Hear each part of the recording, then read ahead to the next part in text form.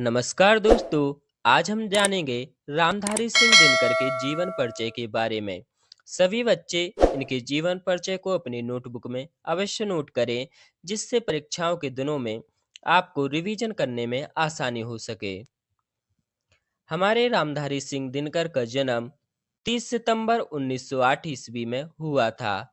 बात करें इनके जन्म स्थान की, तो यह बिहार के बेगूसराय जिले के सिमरिया नामक ग्राम में इनका जन्म हुआ था। इनके पिता का नाम था रवि सिंह। इनकी उपाधि की बात करें तो इन्हें राष्ट्र कवि की उपाधि मिली हुई है। इनकी भाषा परिष्कृत खड़ी बोली रही है। सम्मान की बात करें तो इन्हें साहित्य अकादमी पुरस्कार, ज्ञानपीठ पुरस्कार, पद्म भूषण इत्यादि पुरस्कारों से इन्हें नवाजा गया है। इनका निधन 24 अप्रैल 1974 ईस्वी में हुआ था। आइए जानते हैं इनके जीवन परिचय के बारे में। छायावादोत्तर काल के प्रमुख कवियों में एक रामधारी सिंह दिनकर का जन्म 23 सितंबर 1908 को बिहार के बेगूसराय जिले के सिमरिया ग्राम में एक किसान परिवार में हुआ।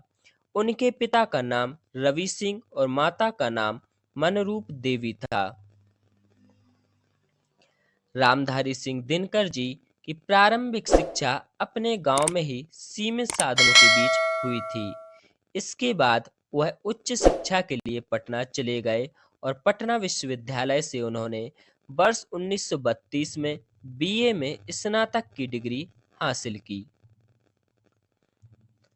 इसके पश्चात उन्होंने अपनी आजीविका चलाने के लिए माध्यमिक विद्यालय में अध्यापक के रूप में कार्य किया। फिर उन्होंने कुछ समय तक बिहार सरकार में सब रजिस्ट्रार्ड की नौकरी की। यह वह समय था जब भारत में स्वतंत्रता आंदोलन अपने चरम पर था। स्वतंत्रता आंदोलन का दौर। रामधारी सिंह दिनकर भी अंग्रेजों के खिलाफ अपनी काव्य रचनाओं के माध्यम से जन भावना में देश के प्रति नई चेतना जगाने का कार्य कर रहे थे।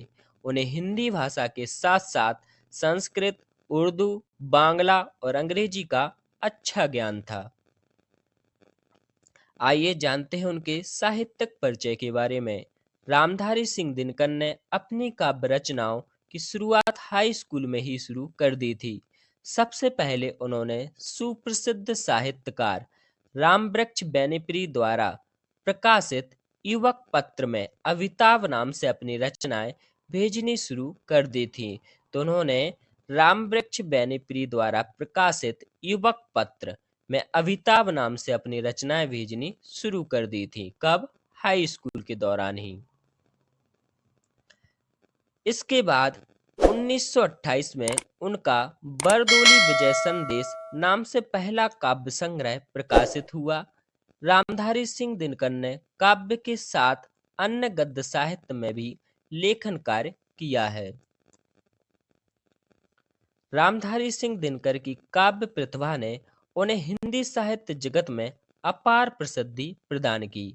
उन्होंने राष्ट्र प्रेम, सौंदर्य और लोक कल्याण को अपने काव्य का विषय बनाया, लेकिन उनकी राष्ट्रीय भाव पर आधारित कविताओं ने भारतीय जनमानस को सबसे अधिक प्रभावित किया है। आइए जानते हैं उनकी काव्य कृतियों के बारे में। बारदोली विजय संदेश, रेणुका, हुंकार, रसवंती, द्वंद्व गीत, कुरुक्षेत्र, उर्वशी, रश्मि रथी, रश्मिलोक, हारे को हरिराम, परशुराम की प्रतीक्षा, इतिहास के आंसू इत्यादि उनकी काव्य कृतियां हैं। गद्य कृतियों की बात करें तो मिट्टी की ओर, अर्धनारीश्वर, रेती के फूल, हमारी सांस्कृतिक एकता, संस्कृति के 4 अध्याय, उजली आग, राष्ट्रभाषा आंदोलन और गांधी जी, काव्य की भूमिका, आधुनिक बोध, चेतना की शिला, मेरी यात्राएं, भारतीय एकता इत्यादि इनकी गद्य कृतियां हैं। ये सभी रचनाएं इनकी विश्व प्रसिद्ध हैं। बात करते हैं भाषा शैली की।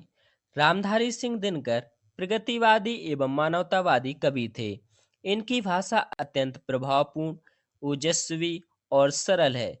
वे सीधी और प्रामाणिक भाषा में अपना संदेश प्रभावी ढंग से प्रस्तुत करते थे। उनकी कुछ कृतियों में प्रेम और सौंदर्य का चित्रण देखने को भी मिलता है। उनकी कविताओं में राष्ट्र प्रेम, वीरता और संघर्ष की भावना का उच्चतम प्रदर्शन मिलता है। उन्होंने अपने लेखन में समाज सुधार, स्वतंत्रता, न्याय और वीरता जैसे मुद्दों को प्रमुखता से उठाया है। उनकी कविताएं न केवल विचारों को व्यक्त करती, बल्कि चित्रात्मक दृष्टिकोण से भी भरपूर होती हैं। जानते हैं उनके पुरस्कार एवं सम्मान के बारे में। वर्ष 1946 में प्रकाशित कुरुक्षेत्र रचना के लिए उन्हें काशी नागरी पिचारणी सभा उत्तर प्रदेश और भारत सरकार से सम्मान प्रदान हुआ। इसके बाद उन्हें वर्ष 1959 में संस्कृति के 4 अध्याय रचना के लिए साहित्य अकादमी पुरस्कार से भी सम्मानित किया गया था। भारत के प्रथम प्रधानमंत्री डॉक्टर राजेंद्र प्रसाद ने वर्ष 1959 में उन्हें पद्म विभूषण से भी पुरस्कृत किया। वर्ष 1961 में रामधारी सिंह दिनकर उनकी प्रसिद्ध काव्य रचना उर्वशी के लिए ज्ञानपीठ पुरस्कार से सम्मानित किया गया। बिहार राज्य के राज्यपाल जाकिर हुसैन, जो बाद में भारत के तीसरे राष्ट्रपति बने, उन्होंने रामधारी सिंह दिनकर जी को डॉक्टरेट की मानद उपाधि से सम्मानित किया था और वर्ष 1999 में भारत सरकार ने उनकी स्मृति में डाक टिकट भी जारी किया। बात करते हैं उनके कार्य क्षेत्र की, तो वर्ष 1947 में भारत की स्वतंत्रता के पश्चात रामधारी सिंह दिनकर ने मुजफ्फरपुर के एक कॉलेज में हिंदी के विवादाध्यक्ष के रूप में कार्य किया। फिर उन्हें भागलपुर विश्वविद्यालय में कुलपति के रूप में नियुक्त किया गया और इसके बाद एक वर्ष बाद ही भारत सरकार ने उन्हें अपने मुख्य हिंदी सलाहकार बना दिया। जानते हैं उनके निधन के बारे में, तो 24 अप्रैल 1974 को हिंदी साहित्य के इस महान कवि का चेन्नई, तमिलनाडु में निधन हो गया। अब एक क्वेश्चन आप सबके लिए है, निम्न में से दिनकर जी की कृति है। आपको बताना है कि दिनकर जी की कृति कौन सी है। रेती के फूल, कन्यादान, पवित्रता, विचार विमर्श।